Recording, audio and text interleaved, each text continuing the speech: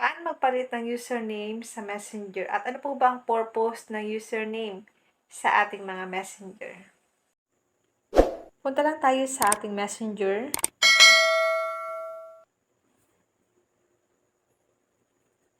Kaya po yan naka-black screen kasi po meron siyang password.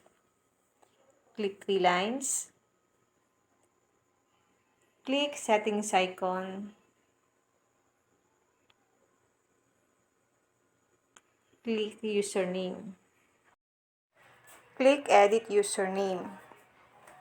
And dito guys, dahil may nakalagay na sa akin na username, i-edit po natin guys. I-tap lang natin itong username natin dito. Then, i-delete natin guys para mapalitan natin siya ng bago nating username. Ilagay lang po natin dito ang ating username.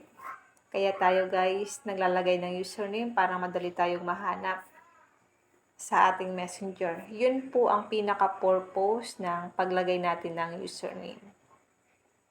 Once na nagkulay red po ang line, ibig sabihin po hindi applicable ang nailagay mong username. Kailangan hindi siya magkulay red yung line.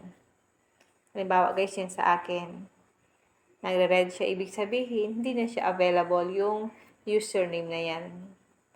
Kaya gagawa talaga tayo ng panibagong username.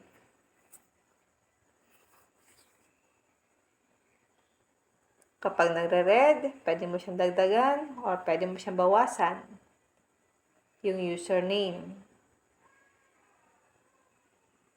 Ito ang ilalagay natin. Ito. Kapag ganyan guys, ibig sabihin okay yan, pwede yan maging username natin. Then, click natin ang save para ma-save yung username sa ating messenger.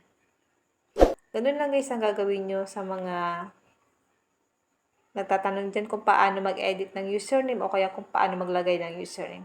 Kung may natutunan ka sa aking video, huwag mong kalimutan na i-follow ako sa aking Facebook page, Positive Mind, at sa aking YouTube channel, RQ Willow.